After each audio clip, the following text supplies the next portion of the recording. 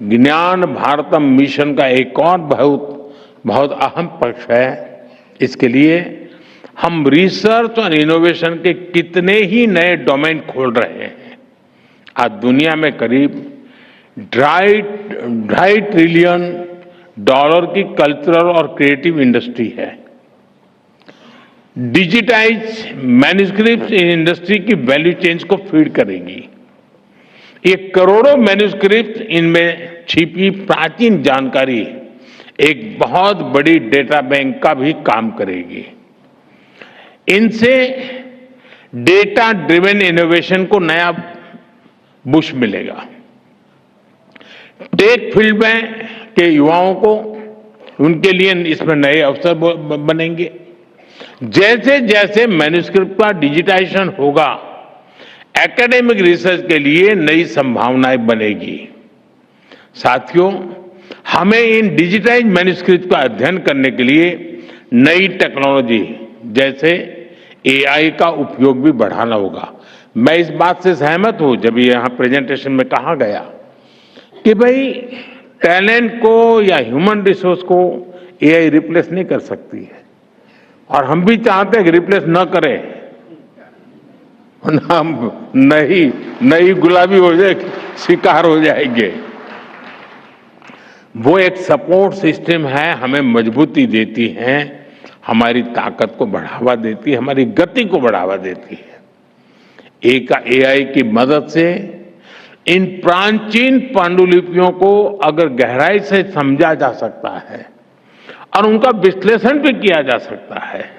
अब देखिए, वैदिक मैथमेटिक्स सारे ग्रंथ अवेलेबल नहीं है। जो है, अगर एआई के माध्यम से हम कोशिश करें तो संभव है कि कई नए सूत्रों की संभावना है खोजने की। हम खोज सकते हैं। इन मैन्युस्क्रिप्ट में मौजूद ज्ञान को दुनिया के सामने कैसा लाया जाए, इसमें भी एआई की मदद ली जा सकती। दूसरी एक समस्या है कि हमारे मैन्युस्क्रिप्ट बिखरे पड़े हैं और अलग अलग कालखंड में अलग अलग प्रकार से प्रस्तुत किए गए हैं। एआई का फायदा ये होगा कि इन सबको इकट्ठा किया जा सकता है और उसमें से अमृत निचोड़ने में वो एक बहुत अच्छा सा हमें यंत्र मिल सकता है कि हम 10 जगह पे चीजें पड़ी होगी, लेकिन एआई से हम इसको एक साथ ला करके देख सकते हैं। हम उसका अर्थ हो सकता है, जैसे प्रारंभ में ही प्रेजेंटेशन में आया कि एक ही प्रकार के शब्दों का कई उपयोग है।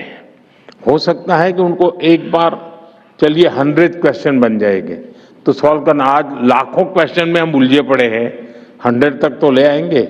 हो सकता है फिर हमारा मानव शक्ति जुड़ जाएगी तो उसका परिणाम ले आएगी।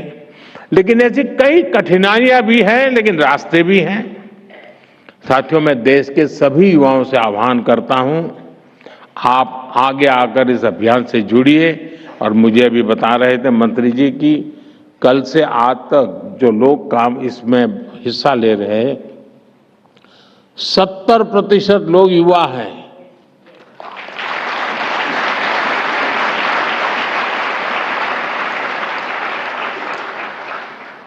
मैं समझता हूं ये सबसे बड़ी इसकी सफलता की निशानी है। अगर युवाओं ने उसमें रुचि लेना शुरू किया तो ये मैं पक्का मानता हूं कि हम बहुत तेजी से सफल होकर रहेंगे।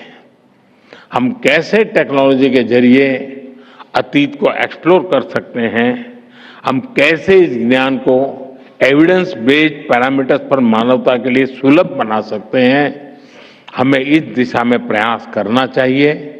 हमारी यूनिवर्सिटीज को, हमारे इंस्टीट्यूट्स को भी इसके लिए नए इनिशिएटिव लेने चाहिए।